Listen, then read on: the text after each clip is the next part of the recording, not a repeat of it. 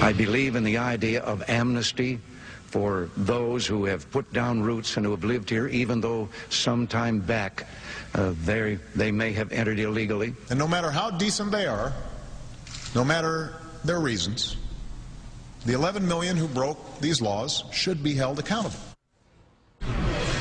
Yes, you heard that right. Conservative hero President Ronald Reagan pushing for amnesty for illegal immigrants, while our Democratic president calls for a border crackdown. Welcome back. I'm Cenk Uygur, in for Dylan Ratigan. The immigration debate, just one reason Obama-Reagan comparisons are abounding right now. We're breaking it down.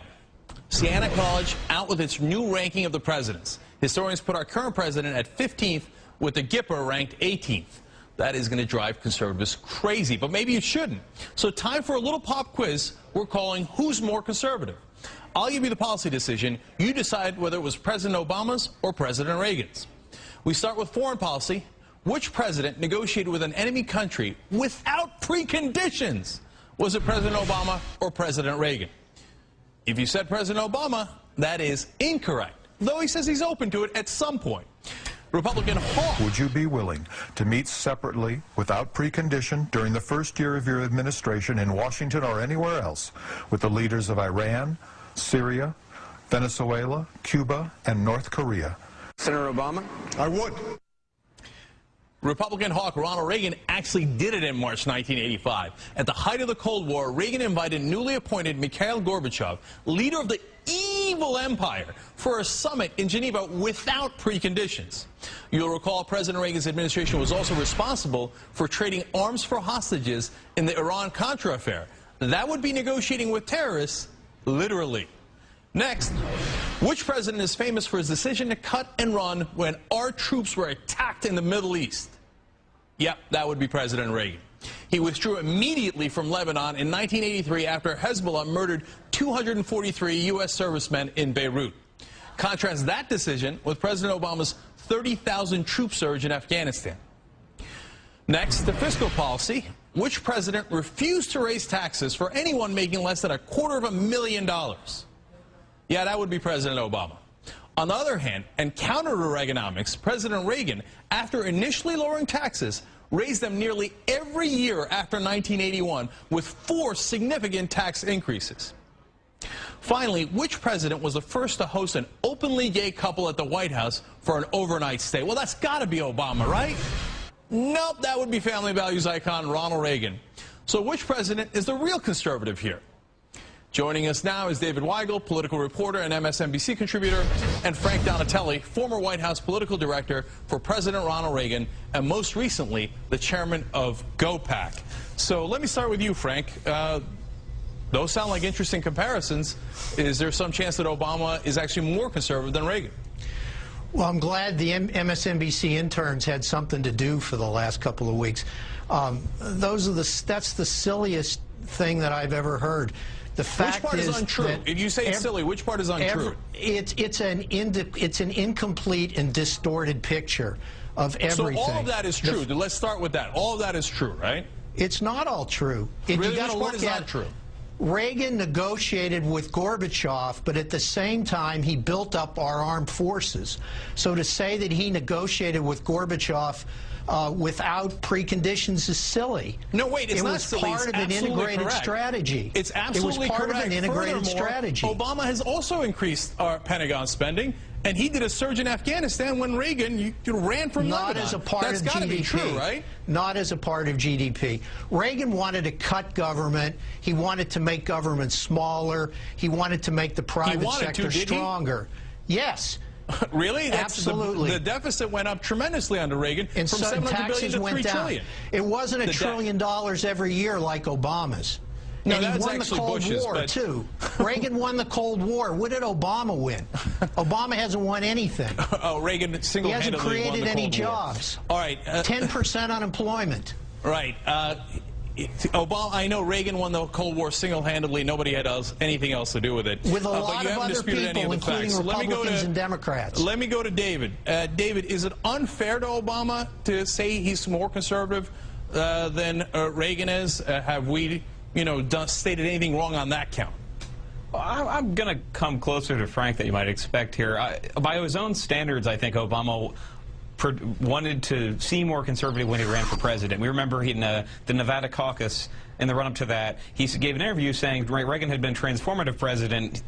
Bill Clinton hadn't. He was going to be a transformative president. He said liberals had never had somebody like this. And then he ran for president saying, you know, as you pointed out, he wasn't going to raise taxes on anybody. But in office, he's acted more liberal than he's wanted to. Whereas Reagan, apart from a couple reversals early on, you know, after Kemp Roth when he had to raise taxes again, with amnesty, he always was moving the debate further to the right. I think Obama ran more conservative than he really has been, and had been dealt more reversals as a liberal than Reagan was dealt as a conservative. Now, you brought up the deficit. That's true. You know, Reagan had the highest deficit since since World War II.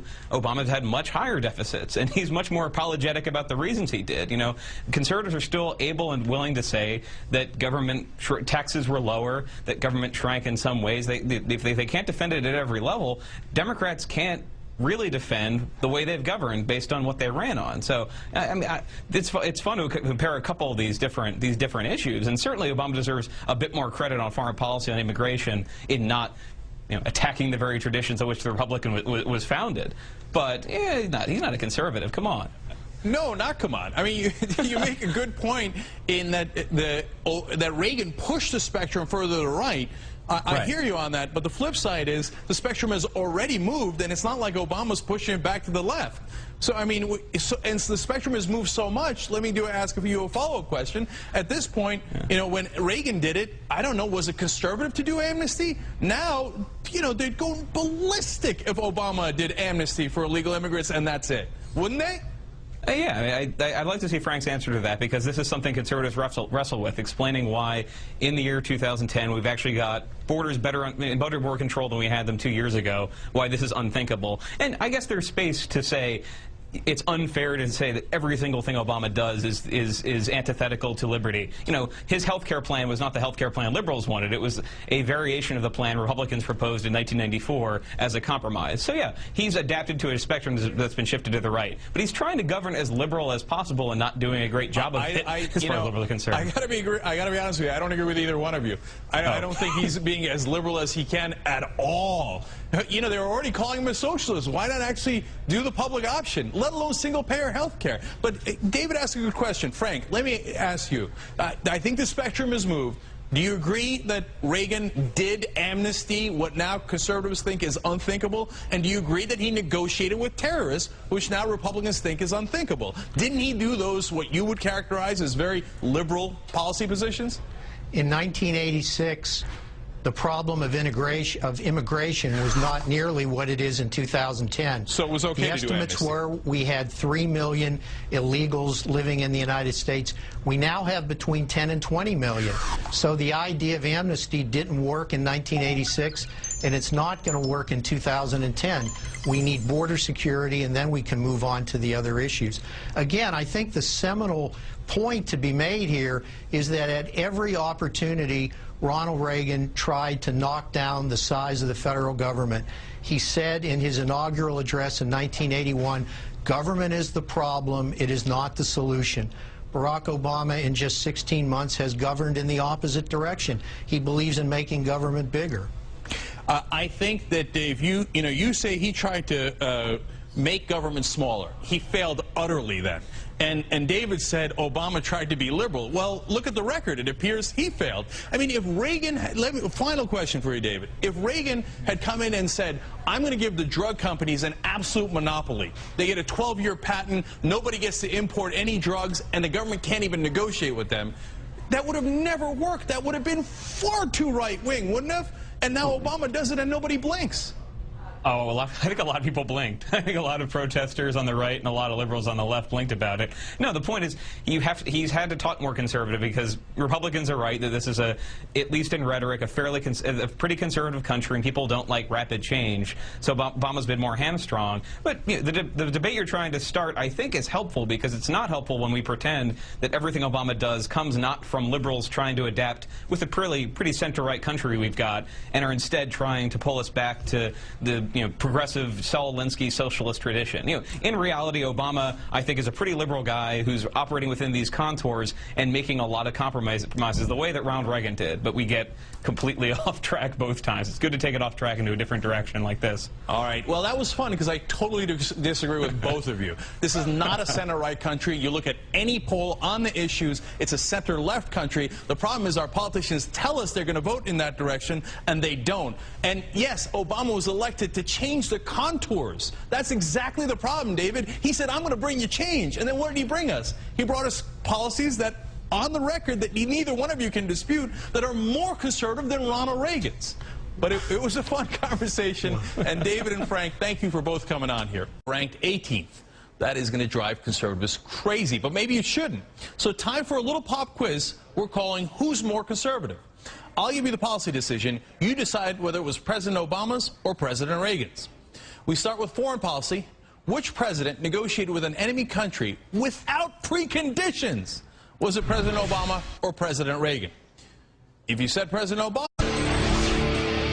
I believe in the idea of amnesty for those who have put down roots and who have lived here, even though some time back they may have entered illegally. And no matter how decent they are, no matter their reasons, the 11 million who broke these laws should be held accountable. Yes, you heard that right. Conservative hero President Ronald Reagan pushing for amnesty for illegal immigrants, while our Democratic president calls for a border crackdown. Welcome back. I'm Cenk Uygur, in for Dylan Ratigan. The immigration debate, just one reason Obama-Reagan comparisons are abounding right now. We're breaking it down.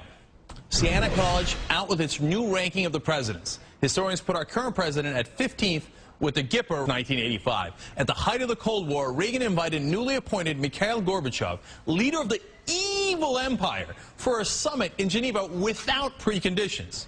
You'll recall President Reagan's administration was also responsible for trading arms for hostages in the Iran-Contra affair. That would be negotiating with terrorists, literally. Next, which president is famous for his decision to cut Obama? That is incorrect, though he says he's open to it at some point. Republican Hawk. Would you be willing to meet separately, without precondition, during the first year of your administration in Washington or anywhere else, with the leaders of Iran, Syria, Venezuela, Cuba, and North Korea? Senator Obama? I would. Republican hawk Ronald Reagan actually did it in March.